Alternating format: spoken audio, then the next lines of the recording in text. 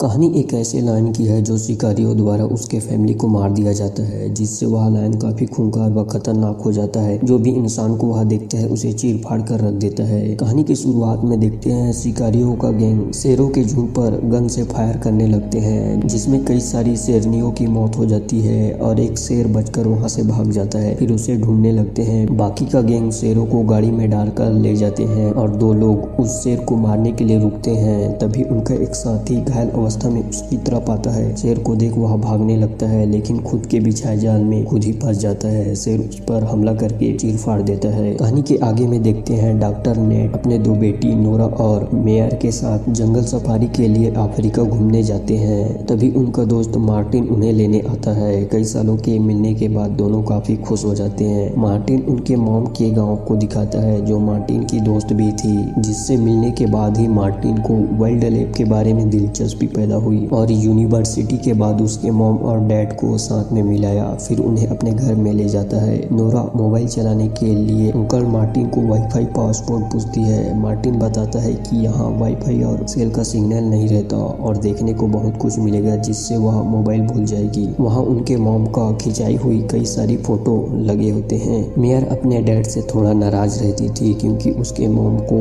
बीमार होती ही छोड़ दिया था, जिस पर नेट बताता है कि वे अपने आपसी रजामंदी से अलग हुई, जिसके बाद वह बीमार हुई। डॉक्टर नेट अपने वाइफ को याद करते हुए काफी इमोशनल हो जाते हैं। वह खुद को ब्लेम करने लगता है कि जब बीमार थी तब उसके साथ नहीं था। मार्टिन बोलता है कि अफसोस करना बंद करो, इस कैंसर से उसकी मौत तय थी, तुम क्या कर सकते थे। अगले दिन देखते हैं मार्टिन उन्हें एनिमल दिखाने जंगल सफारी के लिए ले जाता है। वहाँ कई सारे एनिमल्स देखकर काफी खुश हो जाते हैं। वहीं एक चट्टानों के बीच एक घर होता है जहाँ कोई आता जाता नहीं था। आगे चलने पर उसका दोस्त बांजी वहाँ रहता है, जो एनिमल्स मूवमेंट को ट्रैक करता है। उन्हें एक लायंस का ग्रुप दिखाता है, जिन्हें नंदी का झुंड का नाम दिए होते हैं। डॉक्टर नेट उनसे पूछता है क्या हम सुरक्षित हैं। बांजी बताता है आप सुरक्षित हो, वे रात में ही शिकार खत्म किए हैं। मार्टिन उनके बारे में बताता है कि मादाएं शिकार करते हैं और नर झुंड की सुरक्षा। फैमिली से बाहर के लायंस को अपने इलाके में देख कुडा और कावे उस पर हमला करके उसे चीर फाड़ देते हैं। बांजी अपने पास राइफल रखा होता है कि कब उसकी जरूरत पड़ जाए। मार्टिन उनके सामने जाता है, वे काफी डर जाते हैं। बांजी बताता है कि जब वे छोटे थे तब बचपन में उन्हें पाला पोसा था। मार्टिन को देख कुडा और कावे उसके पास आते हैं और प्यार जताने लगते हैं। तभी मार्टिन देखता है उनमें से एक मादा घायल होती है, उसकी तरफ बढ़ने लगता है। कुडा उसे वापस भेजता है। मार्टिन बांजी को मदद लाने के लिए भेजता है और उन्हें बताता है कि एक मादा घायल है,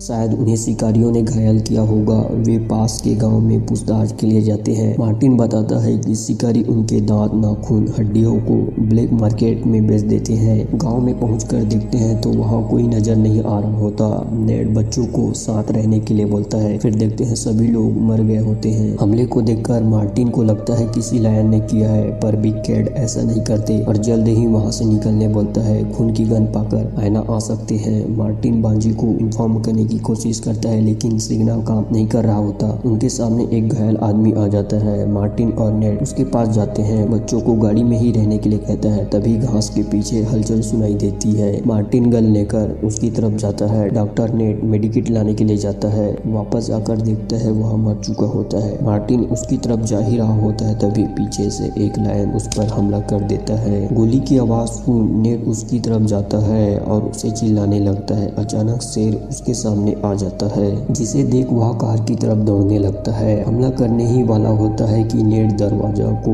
बंद कर देता है। शेर फिर गाड़ी के ऊपर चढ़ जाता है और पंजों से उन पर हमला करने लगता है। मेयर और नोरा काफी डर जाते हैं। लायन नेट के पैरों को काट लेता है। वह मेयर को गाड़ी चलाने के लिए बोलता है। मेयर कुछ दूर जाने के बाद गाड़ी को पेड़ से ठोक देता है। वे दोनों काफी डर जाते हैं। नेट उन्हें गहरी सांस लेने बोलता है। कार भी स्टार्ट नहीं हो रहा होता है। तभी रेडियो से मार्टिन बताता है कि उस पर हमला हुआ है। शेर ने उसका पैर को फाड़ दिया है, जिससे बहुत खून निकल रहा होता है। नेट उसके पास मेडिसिन लेकर जाने ही वाला होता है। मार्टिन उन्हें मना कर देता है कि उसके सामने लायन खड़ा हुआ है। नेट उसे वहीं रहने के लिए कहता है और राइफल लेकर उसके पास जाने की बात कहता है। मार्टिन उन्हें गाड़ी में ही रहने बोलता है। लायन फिर कहीं चला गया। नेट कार के ऊपर राइफल लेकर चढ़ जाता है। नोरा उससे पूछती है कि वह कौन सी जगह है। मार्टिन बताता है कि वह हंटर ब्लाइंड के पास है। मेयर उस जगह को देख लेती है और अंकल मार्टिन को बचाने जाती है। नेट उसे कार में बैठने के लिए बोलता है, तभी लायन वहाँ आ जाता है। मेयर भागने लगती है। लायन दौड़कर नेट के ऊपर छलांग लगाता है, जिससे वह नीचे गिर जाता है और कार के नीचे छुप जाता है। लायन उस पर फिर हमला करने लगता है। लायन बहुत ज्यादा खतरनाक लग रहा होता है। नोरा फिर कांच को नीचे कर उसके ऊपर बेहोशी का इंजेक्शन लगा देती है।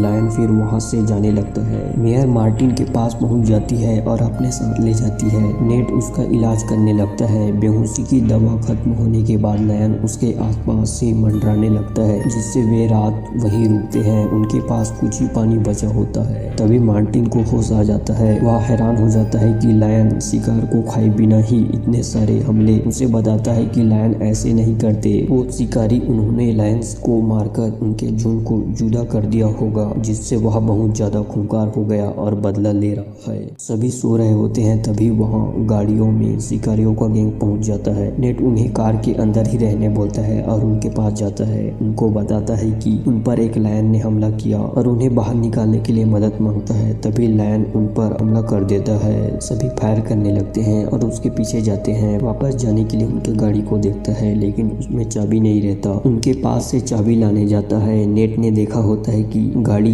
पीली शर्ट वाले आदमी चला रहा था। मेयर जाने से रुकती है। नेट उन्हें अपना और अंकल मार्टिन का ख्याल रखने बोलता है, वह जल्दी आ जाएगा। फिर देखते हैं लायन सभी शिकारियों को मार चुका होता है। नेट को पीली ड्रेस वाला आदमी दिख जाता है। उससे चाबी लेने के लिए जाता है। लायन उसी पानी में होता है, जिसे देख नेट पेड़ के आड़ में छिप जाता है। तभी मेयर वॉकी टॉकी से पूछती है। नेट उसे बंद करने की कोशिश करता है, लेकिन वह बंद नहीं होता। लायन आवाज को सुन लेता है और उसकी तरफ आने लगता है। फिर देखते हैं नेट पेड़ के ऊपर चढ़ा होता है। वॉकी में लायन की आवाज सुन दोनों काफी डर जाते हैं। लायन फिर वहाँ से चला जाता है। नेट जा ही रहा होता है कि लायन पानी के किनारे ही होता है। पानी में हो रहे हलचल की आवाज सुनकर उसकी तरफ बढ़ता है। नेट फिर से छुप जाता है। लायन को ऊपर देख काफी डर जाता है। लायन वहाँ से जाने का नाम ही नहीं ले रहा होता। वॉकी टॉकी से जवाब न देने पर मेयर हॉर्न को बजाती है, जिसे सुन लायन उसकी तरफ जाता है। लायन के जाती ही नेट उसके पास से चाबी निकाल लेता है और गन को भी अपने साथ रख लेता है। लायन फिर उनके पास पहुंच जाता है। मार्टिन उन्हें शांत रहने के लिए कहता है। लायन जाने लगता है। तभी वापस छलांग मारकर कार में घुसने की कोशिश करता है। मेयर पर हमला करने लगता है। मेयर पैरों से मारने लगती है। कार नीचे गिरने वाला होता है। मार्टिन उन्हें उतरने बोलता है। तभी लायन अपने पंजों से मेयर पर हमला कर देता है। कार फिर नीचे गिर जाता है। लायन और मार्टिन दोनों जिंदा होते हैं। लायन उसकी तरफ बढ़ने लगता है। कार में पेट्रोल लीक हो रहा होता है। लायन के पास आते ही मार्टिन गाड़ी को उड़ा देता है।